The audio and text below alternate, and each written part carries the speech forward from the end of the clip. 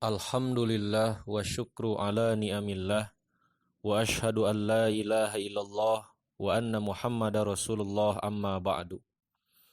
Ikhwan dan akhwat peserta kajian online rahimakumullah. Rasulullah bersama para sahabat merupakan teladan terbaik dalam menghadapi segala kehidupan, baik susah ataupun senang, baik kondisi kaya ataupun miskin. Imam Al-Bukhari dalam kitab Sahihnya, dalam Kitabur Riqaq atau Kitabur Riqaq, hal-hal yang melunakkan hati, membuat sebuah bab berjudul Babu Kaifa Kana Aisyu Rasulillah sallallahu alaihi wasallam wa ashabuh. Bab bagaimana kehidupan Nabi dan para sahabat sallallahu alaihi wasallam. Beliau memasukkan beberapa hadis. Di antaranya yang pertama, hadis yang secara singkat kami sebut dari tabi'in, yaitu dari Mujahid, bahwa Abu Hurairah pernah mengatakan, "Demi Allah yang tidak ada Tuhan selain Dia, aku pernah menempelkan lambungku di atas tanah karena rasa lapar. Aku juga pernah mengikatkan beberapa batu di perutku karena rasa lapar." Subhanallah. Pada suatu hari aku pernah duduk di jalan yang biasa para sahabat lewati, kemudian lewatlah Abu Bakar. Lalu aku bertanya kepadanya tentang ayat dari kitabullah, dan aku tidaklah menanyakannya kecuali hanya agar ia menjamukku, namun ia tidak melakukannya. Setelah itu lewatlah Umar. Kemudian aku bertanya kepadanya tentang suatu ayat di kitabullah. Tidaklah aku bertanya kepadanya kecuali hanya agar ia menjamukku, namun ia tidak melakukannya. Subhanallah, ikhwatu iman. Betapa Abu Hurairah menahan rasa lapar hingga ia harus berpura-pura menanyakan satu ayat dari kitabullah yang maksudnya agar ia dijamu di rumah sahabat. Setelah itu kata Abu Hurairah, lewatlah Abul Qasim sallallahu alaihi wasallam, yaitu Rasulullah. Kata Abu Hurairah, ketika melihatku beliau tersenyum dan mengetahui apa yang tergambar dari wajah dan hatiku. Nabi bersabda, "Wahai Abu Hurairah," aku menjawab, "Aku penuhi panggilanmu wahai Rasulullah." Beliau bersabda, "Ikutlah." Lalu aku mengikuti beliau. Aku lalu minta izin untuk masuk dan beliau mengizinkanku. Ternyata aku mendapatkan susu di dalam mangkok. Beliau bersabda, "Dari mana kalian mendapatkan susu ini?" Orang-orang rumah menjawab, "Fulan atau Fulanah menghadiahkannya kepada Anda." Inilah sifat Rasulullah kepada Abu Hurairah dan para sahabat yang ada di sekelilingnya, terkhusus Ashabus Suffah. Siapa Ashabus Suffah itu? Merekalah sahabat sekitar 70 orang yang tinggal di pelataran masjid. Mereka tidak punya keluarga, tidak mencari makan karena mereka sibuk dengan ilmu bersama Rasulullah. Rasulullah makan, mereka ikut makan. Rasulullah lapar, mereka ikut lapar. Kemudian dalam hadis itu dilanjutkan oleh Abu Hurairah. Beliau bersabda, "Wahai Abu Hurairah," aku menjawab, "Aku penuhi panggilanmu wahai Rasulullah."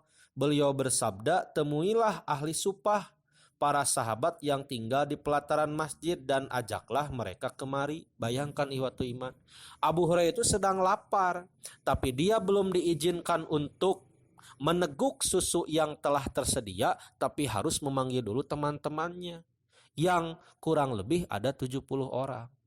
Luar biasa pendidikan Rasul tentang al-mu'minu lil mu'mini, al-muslimu lil muslimi, kalbunyani yashuddu ba'duhu ba'don. Orang mukmin, orang muslim satu bagi yang lainnya adalah bagai satu bangunan yang saling menguatkan. Ikhwatu iman rahimakumullah. Kemudian Abu Hurairah meriwayatkan Kata beliau, aku berkata, hal itu membuatku sedih. Lalu aku berkata dalam hati, apa perlunya ahli supah dengan susu tersebut?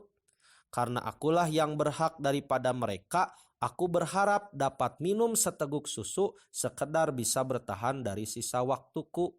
Apabila ada kaum yang datang, maka akulah yang menyuguhi mereka. Kataku selanjutnya, apalah artinya susu yang tersisa jika bukan untuk suatu ketaatan kepada Allah dan Rasul-Nya? Lalu aku pergi dan mengundang mereka, mereka akhirnya datang dan meminta izin. Beliau kemudian mengizinkan sehingga mereka pun mengambil posisi tempat duduk mereka masing-masing. Beliau bersabda, hai Abu Hurairah, aku menjawab, aku penuhi panggilanmu wahai Rasulullah. Beliau bersabda, ambil dan berikanlah kepada mereka.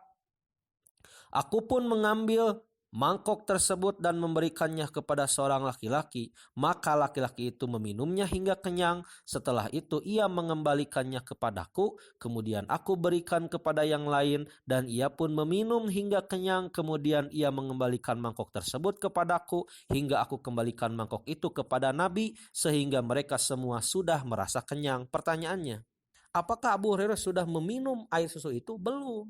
Rasulullah sama belum. Inilah akhlak di dalam Islam. Al-itharu fil muamalah matbu. Mendahulukan orang lain dalam hal muamalah sosial kemasyarakatan adalah dianjurkan. Berbeda dengan al-itharu fil ibadah mamnu. Menganjurkan mendahulukan orang lain dalam hal ibadah adalah terlarang. Khotiman rahimakumullah. Kemudian kata Abu Hurairah, beliau kemudian mengambil mangkuk itu dan menaruhnya di tangan. Lalu beliau melihatku sembari tersenyum. Nabi bersabda, wahai Abu Hurairah. Abu Hurairah menjawab, aku penuhi panggilanmu wahai Rasulullah. Nabi bersabda, sekarang tinggal aku dan kamu. Aku menjawab, benar wahai Rasulullah. Beliau bersabda, duduk dan minumlah. Lalu aku duduk dan meminumnya. Beliau bersabda kepadaku, minumlah. Lalu aku minum lagi dan beliau terus menyuruhku untuk minum hingga aku berkata, tidak.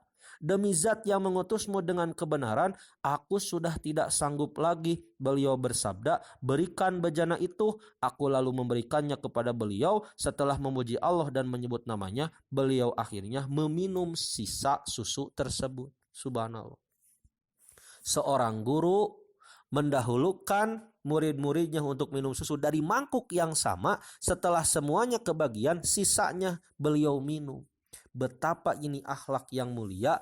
Rasulullah berusaha untuk mendekatkan hati beliau dengan hati para sahabat. Patut kita teladani.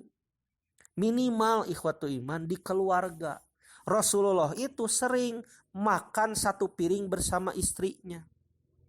Maka di dalam persahabatan pun kita bisa melakukan hal-hal seperti ini. Untuk apa? Untuk mendekatkan rasa kekeluargaan.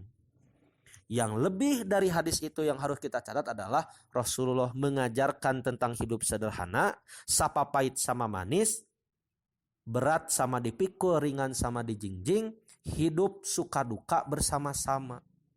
Inilah seorang pemimpin yang ideal, muslim sejati. Artinya kalau pemimpin egois, hanya mementingkan keuntungan untuk sendiri dan membiarkan rakyatnya kelaparan, itu bukan muslim sejati. Itu mah namanya muslim japati.